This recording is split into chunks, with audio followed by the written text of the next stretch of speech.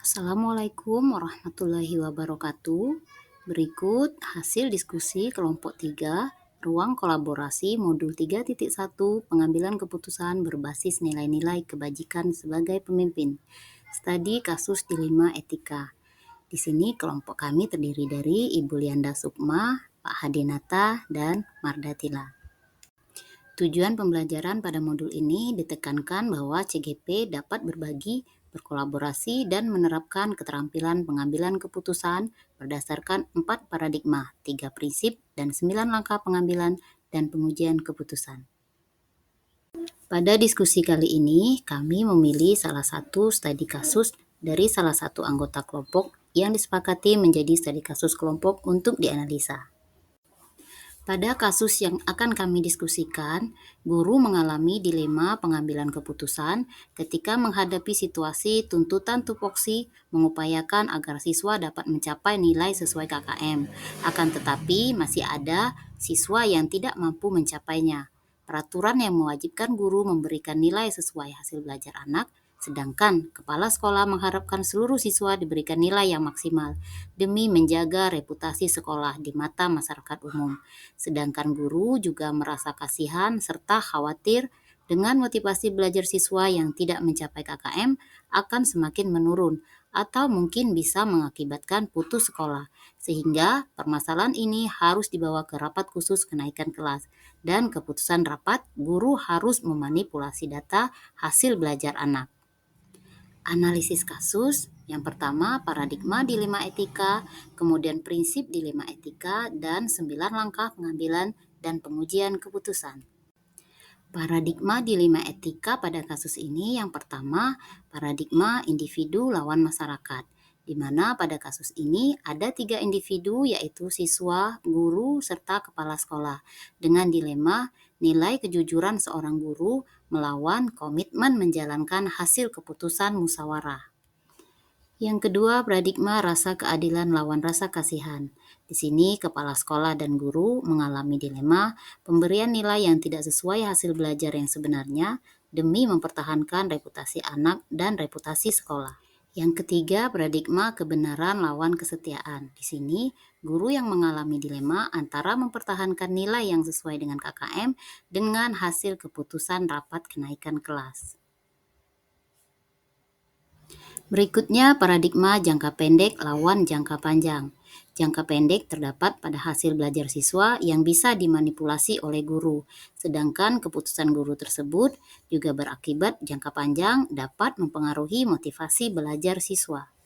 Dalam analisa kasus ini, prinsip pengambilan keputusan yang pertama yaitu prinsip berpikir berbasis rasa peduli, di mana terlihat prinsip rasa peduli dengan memanipulasi data KKM dengan maksud dan tujuan memberikan kesempatan kepada anak untuk memperbaiki diri.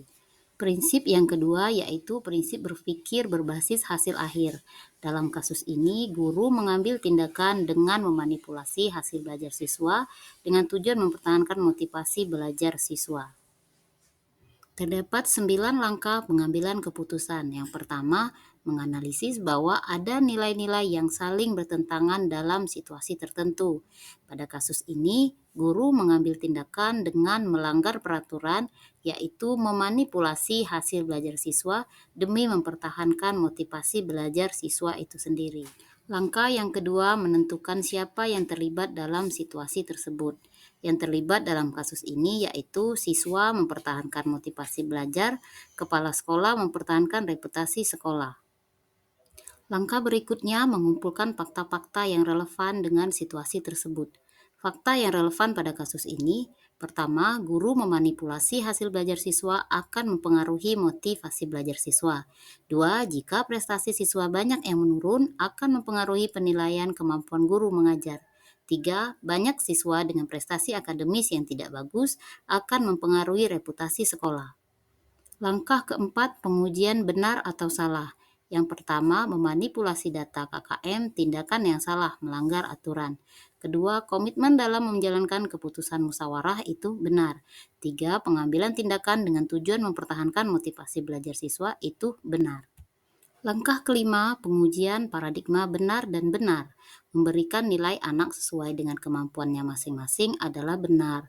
Mempertahankan motivasi belajar anak juga benar, walaupun dengan cara memanipulasi data hasil belajar siswa. Langkah pengambilan keputusan berikutnya melakukan prinsip resolusi atau berpikir berbasis hasil akhir, berbasis peraturan dan berbasis rasa peduli. Dalam kasus ini, pengambilan keputusan menggunakan prinsip berbasis hasil akhir yaitu dengan membahas permasalahan ini bersama individu yang ada keterkaitannya antara lain siswa, orang tua siswa, kepala sekolah, dan rekan sejawat. Langkah berikutnya, investigasi opsi trilema, solusi lain yang tak terduga. Melakukan upaya perbaikan nilai dengan memberikan tugas tambahan dan perjanjian agar siswa berusaha lebih giat dalam belajar yang diketahui oleh orang tua. Kemudian, 8. Buat keputusan. Guru akan memanipulasi data hasil belajar siswa setelah tugas tambahan dikerjakan dan penandatanganan perjanjian keaktifan sebagai siswa yang diketahui oleh orang tua. Langkah pengambilan keputusan yang terakhir yaitu lihat lagi keputusan itu lalu refleksikan. Di sini menyampaikan permasalahan serta data-data yang relevan dalam rapat kenaikan kelas bersama kepala sekolah dan rekan sejawat. Dalam diskusi kami kali ini, kami telah menyimpulkan bahwasannya pengambilan dan pengujian terhadap kasus yang dipilih sudah tepat karena sudah sesuai dengan 9 langkah pengambilan dan pengujian keputusan. Tidak ada pertanyaan lanjutan dan keputusan tersebut telah tepat. Daftar tugas atau checklist tugas kolaborasi kelompok kami pada kali ini telah memuat studi kasus pilihan mengandung unsur dilema etika, kemudian memuat salah satu paradigma dari 4 paradigma dilema etika, kemudian memuat salah satu prinsip dari 3 prinsip dilema etika, dan memuat 9 langkah pengujian untuk penguji ketepatan pengambilan keputusan. Kemudian memuat hal-hal menarik atau tak terduga yang ditemui dalam menganalisis studi kasus pilihan. Kemudian hasil penugasan masing-masing anggota telah diserahkan sebelum tanggal waktu. Dan kemudian setiap anggota telah menyepakati paradigma, prinsip, dan hasil pengujian yang telah disepakati bersama dan siap mempresentasikan ke forum. Hasil mengidentifikasi terakhir telah dilakukan masing-masing anggota. Demikian tadi hasil diskusi kelompok kami. Kami sadari masih banyak sekali terdapat kekurangan, karena itu bimbingan dan arahan dari Ibu Fasilitator serta Bapak Ibu sebagai pendamping praktik masih sangat kami butuhkan. Mohon maaf jika terdapat kesalahan. Assalamualaikum warahmatullahi wabarakatuh.